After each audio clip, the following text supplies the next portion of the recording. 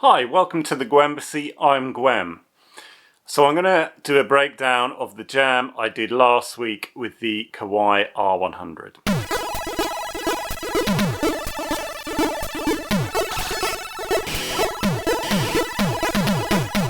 So I'm just using three sound sources. The SH-101.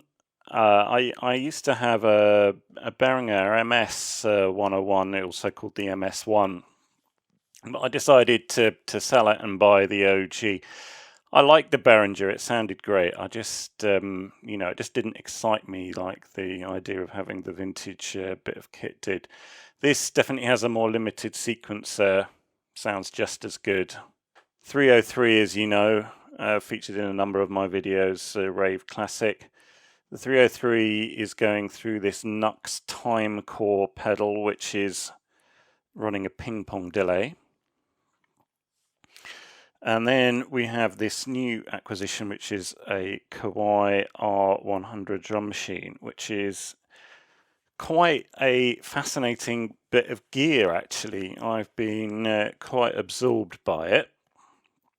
This one has a ROM upgrade, so it's got kits from 4 different drum machines. This one has got an Akai XR10, an EMU drumulator, which is the kit that I'm using for this jam.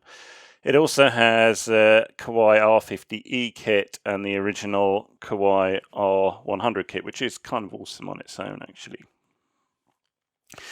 This thing has so many sync options. It's got trigger out, it's got clock out, it's got MIDI in and out, it's got DIN Sync 24 in and out. It's got a really cool industrial sound. It's 12-bit, 32 kilohertz, so it's relatively hi-fi as well. In terms of the Kawai R100, I've got the output split, so there's a stereo signal which is going into one channel here where I've boosted the mid slightly and taken the bass out and added a bunch of reverb, which comes from this Lexicon LXP-1 reverb. The kick drum has its own separate output where I've scooped the mid-range out and boosted the bass and the treble a little bit. Let's hear each sound source on its own, starting with the SH-101. I've not done a huge amount of processing on the mixer on the SH-101.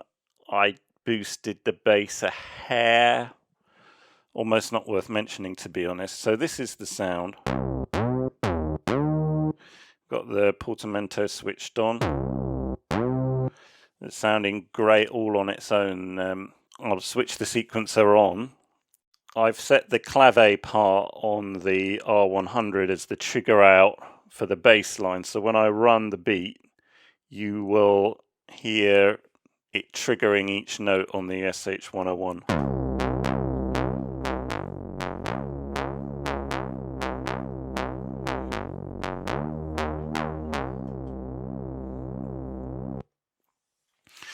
So that is the bass line.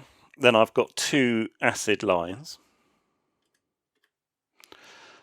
As I say, the 303 is going through this Nux Timecore to give a ping-pong delay. Let me just play each acid pattern.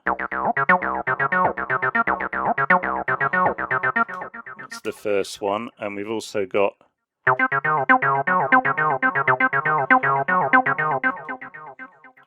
and I kind of alternate them between them as I see fit during the jam. Here is the R100 beat without the kick. Sounds very 80s. The drumulator sounds working really well through the R100, and here's the kick.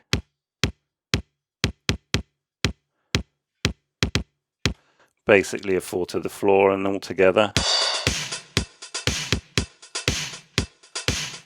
I mean, that couldn't sound much more 80s. And then bringing it all together, let me switch all of the sound sources on.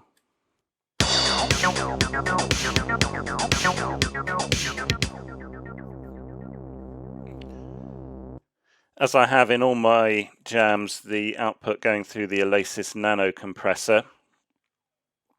I'll switch it on and off. It's just tickling the output a little bit, giving a bit more bounce to it. So this is with it on.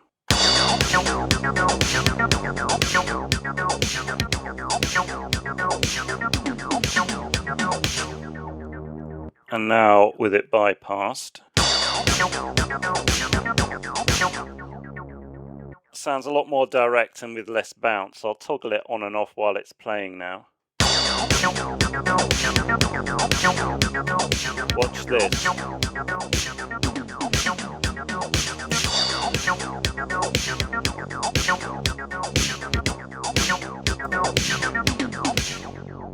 Makes it sound a bit louder, gives it a lot more bounce. The Kawai R100 is a really interesting piece of kit. Definitely check one out if you're into those kind of industrial drum sounds. It has a lot of connectivity options. Hope you found that interesting. Don't forget to like and subscribe, and I hope to see you in another video soon. Take care.